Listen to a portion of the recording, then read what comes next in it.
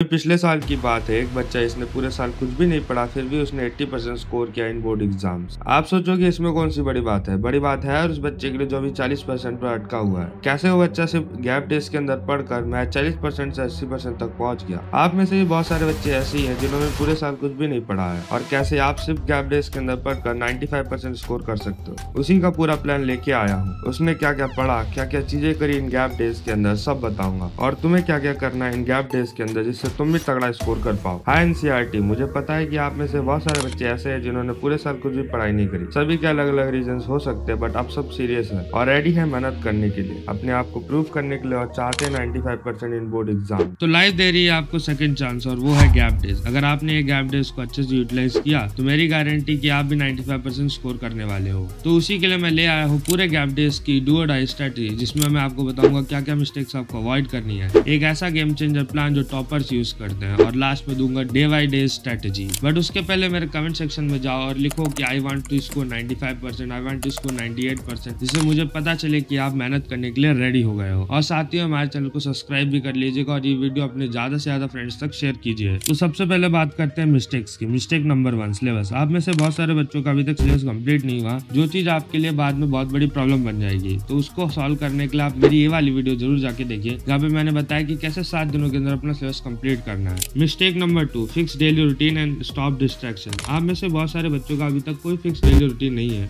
जिसकी वजह से वो कंस्टेंटली स्टडी नहीं कर पाते और जगह जगह पे डिस्ट्रैक्ट हो जाते हैं। तो आपको सबसे पहले एक फिक्स डेली रूटीन बनाना है, वो मैंने वीडियो के एंड में बता दिया है। अब सेकंड चीज डिस्ट्रैक्शन। डिस्ट्रैक्शन आपको अवॉइड करके चलने। जिस टीचर से आप स्टार्टिंग में पढ़ रहे थे, अभी भी उसी टीचर से पढ़ाई कीजिए, क्योंकि अब यूट्यूब पे बहुत जगह लाइव स्ट्रीम चलेंगी, तो आप बहुत ज्यादा डिस्ट्रैक्ट हो जाओगे। मिस्टेक नंबर 3, आप में से बहुत सारे बच्चे क्या कर रहे हैं, सिर्फ एक ही सब्जेक्ट पे फोकस कर रहे हैं, जिसकी वजह से वो दूसरे सब्जेक्ट को भूल जाते हैं। फॉर एग्जाम्पल, अभी से 4 दिन बाद आपका इंग्लिश का पेपर है, और ज्यादातर बच्चे क्या कर रहे होंगे, लगातार इंग्लिश को पढ़ रहे होंगे, जिससे लास्ट तक आते आते वो दूसरे सब्जेक्ट को बिल्कुल ही भूल जाएंगे। इस प्रॉब्लम को सॉल्व करने के लिए आपको हमारा गेम चेंजर प्लान को फॉलो करना होगा, जिसमें आप दिन को 3 स्लॉट पे डिवाइड करोगे, morning, mid day and night. Morning slot के अंदर आप नोट्स और रेफरेंस बुक करने वाले हो, मिड डे के अंदर आप सैंपल पेपर करोगे, और नाइट स्लॉट में आप सिर्फ रिवीजन करने वाले हो। अब तुम्हें हर स्लॉट को कितना टाइम देना है वो देखते हैं। मॉर्निंग स्लॉट के अंदर आप 6 आवर की स्टडी करोगे, मिड डे स्लॉट के अंदर आप 4 आवर की स्टडी करोगे, जिसमें आप सैंपल पेपर और एनालिसिस दोनों करने वाले हो, और रिवीजन स्लॉट के अंदर आप 4 आवर की स्टडी करने वाले हो। कुछ इस प्रकार से आपको इसे कंप्लीट करना है।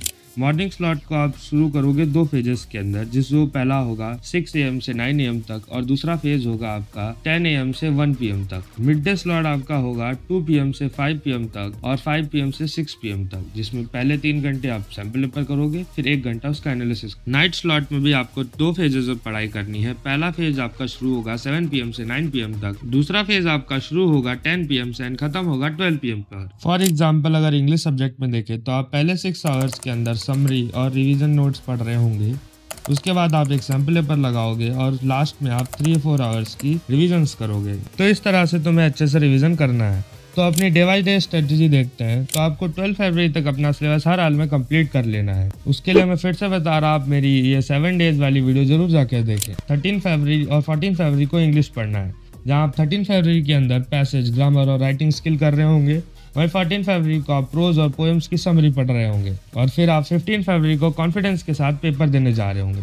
पेपर देने के आने के बाद आपको रेस्ट करना है थोड़ी देर बाद, और शाम के स्लॉट में आपको नोट्स पढ़ने हैं अगले पेपर के, जो कि है आपका साइंस का पेपर। इसमें आपको 4 दिनों का गैप मिलने वाला है। तो आपको 16 फरवरी के अंदर पहले स्लॉट में केमिस्ट्री करना है, फिर सैंपल पेपर करना है, और लास्ट में उसी के रिवीजन करनी है। 17 को भी आप सेम करेंगे, फिजिक्स, सैंपल पेपर और रिवीजन। 18 के अंदर आप बायोलॉजी कर रहे होंगे, सैंपल पेपर कर रहे होंगे उसी के, और रिवीजन कर रहे होंगे। इसमें आप एक चीज और एड ऑन कर सकते हो, वो है डायग्राम, क्योंकि कभी कभार डायग्राम पे 5 मार्क का क्वेश्चन आ सकता है, तो डायग्राम बनाना ईजी भी होता है। फिर 19 फरवरी को आप कंप्लीट रिवीजन करेंगे, एक सैंपल पेपर लगाएंगे, 2 लगा लेंगे, चल जाएगा, और आपको लास्ट में एक फाइनल रिवीजन करके अगले दिन साइंस का पेपर देने जाना है, और आकर रेस्ट करना है, जैसा आपने इंग्लिश में किया। उसके बाद आपको इवनिंग स्लॉट्स के अंदर अगले पेपर की रिवीजन नोट्स को उठाकर पढ़ना है। अब अपना अगला पेपर है SST का। SST के अंदर भी आपको 4 दिन का गैप मिलने वाला है। बट जो बच्चे संस्कृत के लिए पढ़ रहे हैं वो भी इसी प्लान को फॉलो कर अपना संस्कृत का पेपर अच्छे से देने जा सकते हैं। तो हम वापस से आते हैं एसएसटी के अंदर। एसएसटी के अंदर आपको 21 फरवरी को पहले स्लॉट में हिस्ट्री करना है, फिर सैंपल पेपर करने हैं उसी के, और उसके आखिरी में आपको रिवीजन कर देनी है। 22 के अंदर आपको सिविक्स पढ़ना है, सैंपल पेपर करने हैं और उसकी रिवीजन करनी है। 23 को आपको ज्योग्राफी करनी है, सैंपल पेपर करने हैं और लास्ट में आपको रिवीजन की जगह मैप वर्क पर फोकस करना है। 24 को आप इकोनॉमिक्स कर रहे होंगे, सैंपल पेपर, मैप वर्क और रिवीजन। मैप वर्क आपके लिए बहुत इंपॉर्टेंट है, इसको अच्छे से कीजिएगा।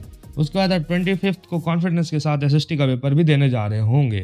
उसके बाद आपको घर आना है, वैसे ही सेम रेस्ट करना है। अब जो बच्चे हिंदी का पेपर देने जा रहे हैं उनके लिए होगी टेंशन, क्योंकि हिंदी में आपके पास सिर्फ 2 दिन का हॉलीडे है, बट हमारा गेम चेंजर प्लान इसे भी इजी कर देगा। आपको आते ही सबसे पहले राइटिंग, ग्रामर और पैसेज पर ध्यान देना है। उसके बाद अगले दिन 26 के अंदर आपको पहले और दूसरे सेशन के अंदर आपको सिर्फ पोएम्स और स्टोरी कंप्लीट करनी है। उसके बाद इवनिंग सेशन के अंदर आप रिवीजन करेंगे उन्हीं नोट्स का। उसके बाद अगले दिन 27 को आप कंप्लीट रिवीजन करेंगे नोट्स के। उसके बाद एक सैंपल पेपर लगाएंगे और लिख के लगाएंगे, क्योंकि हिंदी और इंग्लिश ऐसे सब्जेक्ट है जहाँ पे आपको प्रैक्टिस करने की ज़्यादा जरूरत पड़ती है। उसके बाद जो रिवीजन सेशन है वहाँ पे आप पहले राइटिंग स्किल करेंगे, उसके बाद नोट्स की रिवीजन करेंगे। तो ऐसे आपने सारे टॉपिक्स भी रिवाइज कर लिए, सैंपल पेपर भी लगा लिया, तो यहाँ पे आपका हिंदी का भी गेम ओवर हो जाता है। देखा गेम चेंज स्ट्रेटेजी का फायदा। तो अब नेक्स्ट पेपर है आपका मैथ्स का, जिसमें तुम्हें पूरे 10 दिन का गैप मिल रहा होगा। तो आपने उसे करने के लिए ये प्लान फॉलो करना है। अगर इस प्लान को आप लास्ट डेट तक फॉलो करते हैं तो मेरी गारंटी कि आप भी मैथ्स के अंदर 4 के आने वाले हो। तो आपका यहाँ पे मैथ्स भी मैंने अच्छे से कंप्लीट करा दिया है, मैथ्स को आपके लिए इजी और बना दिया है, क्योंकि मैंने एक पूरा प्लान दे दिया कैसे आप मैथ्स को सुपर स्टडी कर सकते हो। ठीक है, उसके बाद आपको कॉन्फिडेंस के साथ मैथ्स का पेपर देना है। अब बात करते हैं जो बच्चे IT AI वाले हैं, अगर उनको भी डिटेल स्ट्रेटेजी चाहिए तो मुझे कमेंट करके जरूर बताएं, वरना इसी स्ट्रेटेजी को अपने अकॉर्डिंग मॉडिफाई कर सकते हो। तो यहाँ पे आपकी सारी स्ट्रेटेजी, सारे प्लान ओवर हो जाते हैं। बस स्ट्रेटेजी को अच्छे से फॉलो कर रही है, आपके भी 95% पक्का आएंगे बोर्ड एग्जाम्स के अंदर। अगली वीडियो मेरी इंग्लिश पर आने वाली है, जिसमें बताऊंगा कैसे 3 दिनों के अंदर आप इंग्लिश को कंप्लीट कर सकते हैं। इसमें मैं आपको हैक्स दूंगा, इंपॉर्टेंट क्वेश्चंस बताऊंगा, इंपॉर्टेंट चैप्टर्स बताऊंगा, पूरा पैकेज होने वाला है। तो उसके लिए हमारे चैनल को सब्सक्राइब कर लो, जिससे आप नोटिफाई रहो मेरी उस वीडियो के लिए, और हमारे चैनल के साथ बने रहिए।